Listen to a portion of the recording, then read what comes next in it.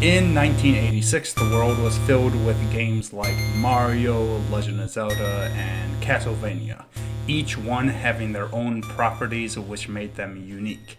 But when Metroid came out, it was a piece of the puzzle that we didn't know we needed. Taking inspiration from Mario and Zelda, Metroid was a fusion of the two, put in a darker setting. But Metroid wasn't going to be like any of the other big names out there. Instead, Metroid focused on one thing above all, the atmosphere. And forgive me when I butcher his name, but Hirokazu Takana was the perfect man for the job. He was arguably the first one to use the absence of sound to embody fear and the feeling of isolation within the game. It was an incredible feat which not many before him had even attempted, let alone succeeded in. Years later, Super Metroid came out, and this was one of Metroid's best games by far, and still is considered one of the best games of all time. Having everything the original Metroid game had, but better, Metroid was becoming one of Nintendo's biggest franchises. And together with Castlevania Symphony of the Night, Super Metroid made history by establishing the Metroidvania games. However, debatably, this game could have sold more units. It was released late for the SNES, which most likely dwindled its sales. Even so, the stats for this game were impressive.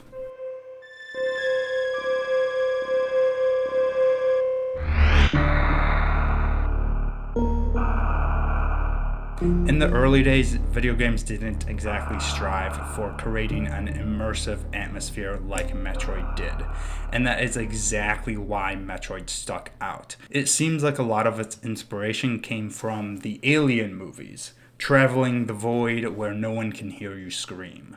These first games revolutionized gaming and are probably a big influence of why we have so many games with great soundtracks today.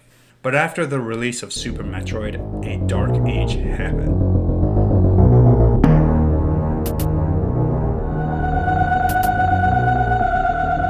Nintendo wanted to ride on Super Metroid's success, but at the same time, Nintendo didn't want to fall behind the competition. So they released the Nintendo 64, and it was a commercial success. Everyone wanted one, and within the first 3 days, it sold around 350,000 units. Both Nintendo and consumers alike had the same exact idea. They wanted a Metroid game on the Nintendo 64.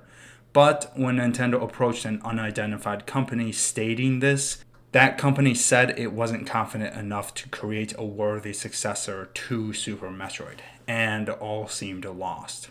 But they didn't give up.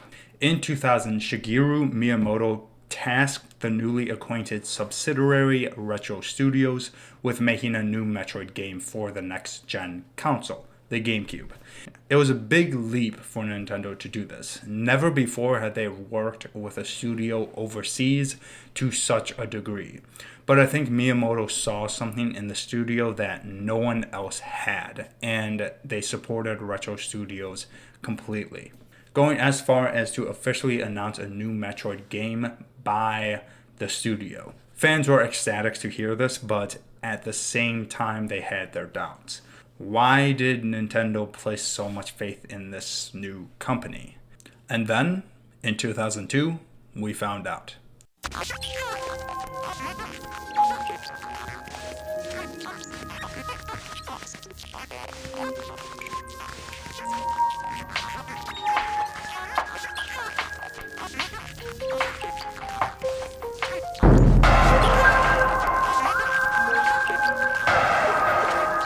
The first time you booted up the game, you were greeted with the familiar alien sounds that struck so many with a feeling of isolation and dread.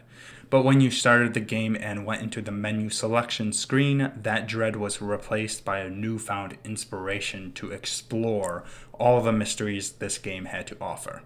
And it did all of this within the first few minutes. In short, Metroid Prime was a gem. It was met with critical acclaim, with many reviewers leaving satisfied with just how it was. Although as good as it wasn't perfect. The main issues being a lack of story development, game mechanics, and backtracking to areas that you've already visited multiple times. Even so, Metroid Prime was a staple that took the original Metroid series and reinvented it into 3D. And that was good news for Metroid Prime. But just like anything, there comes some bad news. Retro Studios worked tirelessly on this game, taking 6 months to make the first level and only a year to make the rest of the game, according to James Dargy. During those last 9 months of development, people working on this game had 80 to 100 hour work weeks. It's a miracle that this game even came out, yet alone became as successful as it is today. Because working on something that long and hard, even if it is something you love, would just be too much. Luckily, Nintendo did seem to learn from its mistakes with overworking their partners and allowing games to be delayed in the future. Following the success of Metroid Prime, Nintendo asked Retro Studios to produce a sequel, and they obliged.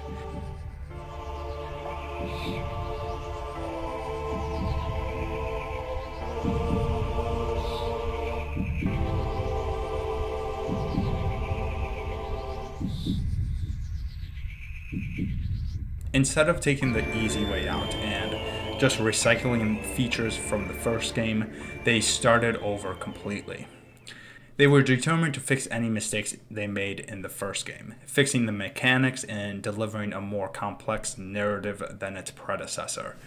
But they also wanted to do something completely different. So they introduced new concepts like Dark Samus and the Dark Ether, both of which were exact replicas of Samus and the world, respectively. Parts of this game focused on traveling to this Dark Ether, exploring its vast, grim atmosphere in all its horror.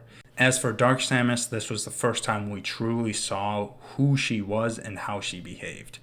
Because of these dark counterparts, Echoes was the perfect name for Metroid Prime 2. Like Metroid Prime, the music and atmosphere were gorgeously scripted, and in many cases, reviews said Metroid Prime Echoes was just as good as Metroid Prime. Although, like any game, this game was not perfect. The boss fights in particular were brutal, and many people found that finding all the Sky Temple keys were unnaturally hard to get. Some reviewers going as far to say that it was purposely done to extend the playtime on the game. Though in 2004, Metroid Prime Echoes won almost all the awards it was nominated for in the Nintendo Power Awards, showing that even with those setbacks, it still held the title of being a legendary game.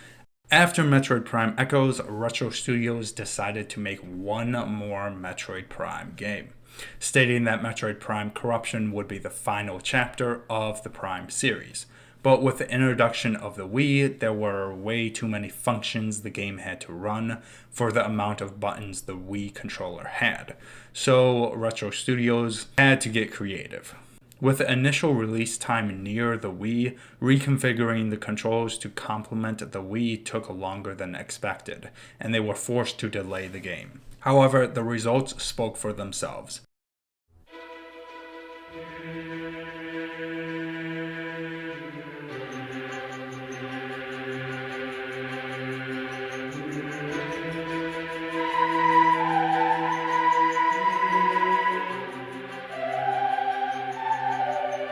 Although not quite as memorable as the first Prime game and not quite as innovative as the second, Metroid Prime Corruption is often referred to as the most polished Prime game.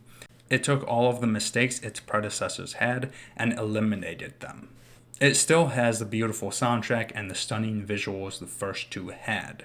But what really stood out with this one is the story. This was the first time ever that Samus had allies she could really count on, a ragtag group of bounty hunters.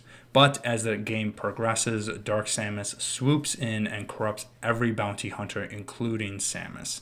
Although Samus gets off lucky, or unlucky. She's the only one that is strong enough to resist this corruption, and now she has to hunt down her allies. This story was beautifully made, as each time you're forced to kill one of your allies, your hate for Dark Samus grows. just like the corruption. Until your final fight with her comes to an epic conclusion. And after killing her, the last of the Phazon dies off.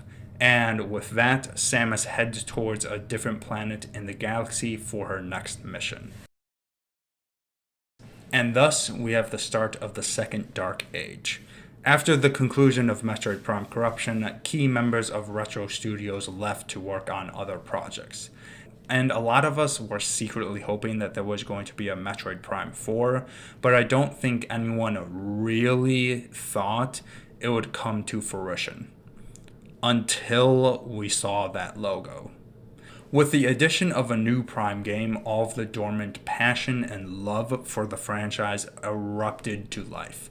I think Nintendo saw this, and it inspired them to work harder on a game that they've been secretly working on for more than a decade, Metroid Dread. Initially, I said Metroid Dread would be a good game that we can play for a while and have fun with, but it really wasn't going to be a game on par with the Prime series or any other notable Metroid games. Yeah, I ate my words. This game has more to offer than I could have imagined. Everyone is ready to buy Metroid Dread and help it break that 3 million unit barrier that plagued every Metroid title to date. And looking at everything, I think it will. At the end of the day, it will be a game to remember, and to put icing on the cake, we still have Metroid Prime 4 to look forward to.